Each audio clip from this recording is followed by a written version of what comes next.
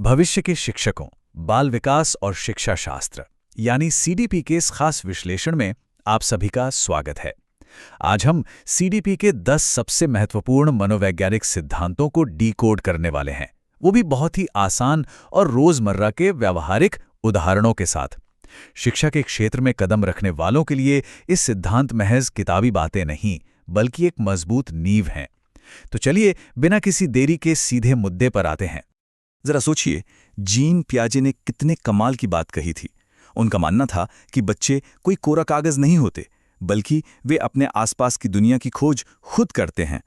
एक बच्चे के तेजी से बढ़ते दिमाग को समझने और भविष्य के शिक्षकों के लिए एक बेहतरीन शैक्षिक माहौल तैयार करने के लिए मुझे लगता है कि ये सोच एकदम परफेक्ट शुरुआत है।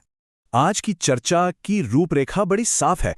सबसे पहले हम बात करेंगे संज्ञान, समाज और नैतिकता की, फिर समझेंगे व्यवहार और सीखने की कला को।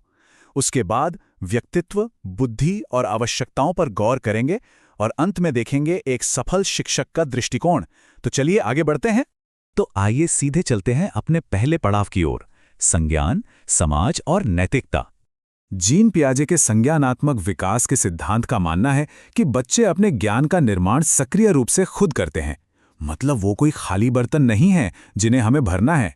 याद है बचपन में जब हम समुद्र किनारे घंटों बैठकर खुद से रेत का घर बनाते थे? हमने वो किसी किताब से नहीं सीखा, बस अपने अनुभव से खुद करके सीखा। बिल्कुल यही बात पियाजे की थ्योरी का असली सार है।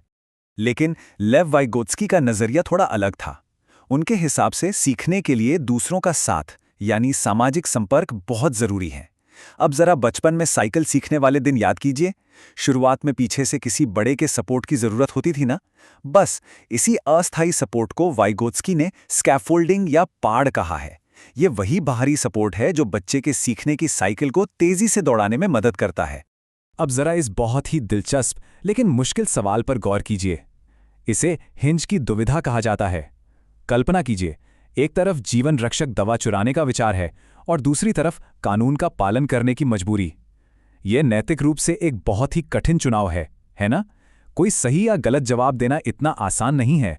तो यहाँ अहम बात क्या है? बात यह है कि लॉरेंस कोहलबर्ग ने इसी दुविधा का इस्तेमाल किया। उन्होंने अलग अलग उम्र के बच्चों से यही सवाल पूछा और उनके जवाबों का अध्ययन किया। उन विविधता भरे जवाबों के आधार पर ही उन्होंने बच्चों में नैतिक विकास के चरणों को परिभाषित किया। उन्होंने शानदार तरीके से समझाया कि कैसे उम्र बढ़ने के साथ सही और गलत को परखने का हमारा नजरिया पूरी तरह बदल जाता है। चलिए अब हमारे दूसरे मुख्य विषय की तरफ बढ़ते हैं, व्यवहार और सीखने की कला।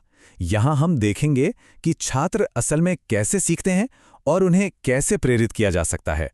एडवर्ड थॉर्नडाइक की वो पजल बॉक्स वाली भूखी बिल्ली की कहानी तो शायद सबको याद ही होगी। बिल्ली बाहर निकलने के लिए कई बार हाथ पैर मारती है, अनगिनत गलतियां करती है, लेकिन अंत में लीवर दबाकर बाहर आना सीखी जाती है। ये साफ तौर पर साबित करता है कि बार बार अभ्यास करने और प्रयास एवं त्रुटि यानी ट्रायल एंड एरर से गलतियां धीरे धीरे कम हो जाती हैं। यहाँ इवान पावलोव और B.F. स्किनर के बीच का अंतर समझना बड़ा ही दिलचस्प है। देखिए, पावलोव का क्लासिकल कंडीशनिंग सिद्धांत पूरी तरह एक प्रतिक्रिया पट्टिका है। जैसे स्कूल की आखिरी घंटी बजते ही बच्चों का अपने आप झटपट बैग पैक करने लगना। वहीं दूसरी तरफ स्किनर का ऑपरेंट कंडीशनिंग सिद्धांत क्रिया और उसके बाद मिलने वाले इनाम पर आधारित है। मतलब अगर आप अच्छे नंबर लाने पर बच्चे को चॉकलेट देते हैं तो वो उस अच्छे प्रदर्शन को बार बार दोहराने की पूरी कोशिश करेगा। अल्बर्ट बंडूरा का प्रसिद्ध बोबो डॉल एक्सपेरिमेंट तो जैसे इस चर्चा में एक नया ही रंग भर देता है। इससे ये बात गहराई से पुष्ट होती है कि बच्चे सिर्फ वो नहीं करते जो उन्हें बताया जाता है, बल्कि वे दूसरों के व्यवहार को देखकर और उसकी नकल करके सीखते हैं। बच्चे असल में अपने आसपास के माहौल और बड़ों के बर्ताव से सबसे ज्यादा प्रभावित होते हैं। अब हम अपने तीसरे महत्वपूर्ण पड़ाव पर आ गए हैं, जो सीधे तौर पर बच्चे के व्यक्तिगत स्वरूप पर केंद्रित है, व्यक्तित्व, बुद्धि और आवश्यकताएं। हार्वर्ड गार्डनर का साफ तौर पर मानना था कि बुद्धि को किसी एक सांचे में नहीं ढाला जा सकता। हर छात्र की अपनी एक अलग बुद्धिमत्ता होती है।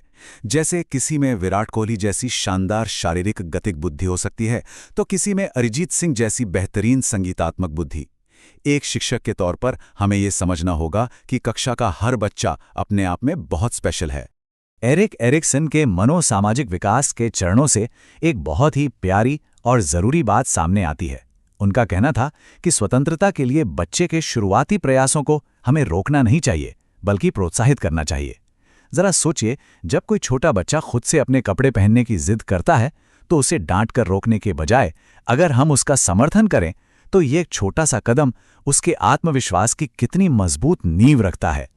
अब बात करते हैं अब्राहम मैस्लो की। इन्होंने ज़रूरतों का ये शानदार 5 चरणों वाला पदानुक्रम दिया।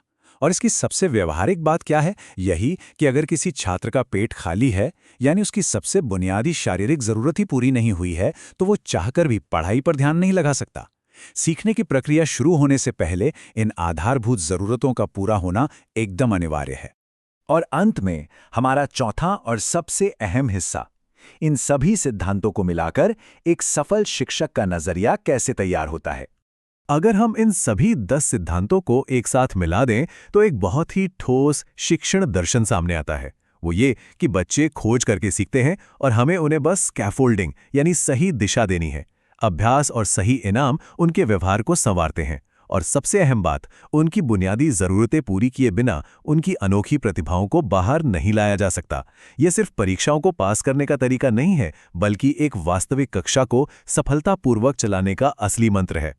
अब जैसे जैसे हम इस विश्लेषण के अंत पर पहुंच रहे हैं, एक बहुत ही गहरा सवाल सामने आता है। जरा सोचिए, जब आप पहली बार एक शिक्षक के तौर पर कक्षा में कदम रखेंगे, तो आप कैसे पहचानेंगे कि आपके पहले ही छात्र में गार्डनर की कौन सी बुद्धिमत्ता छिपी है, या मैस्लो के पदानुक्रम में उसे किस ज़रूरत की दरकार है?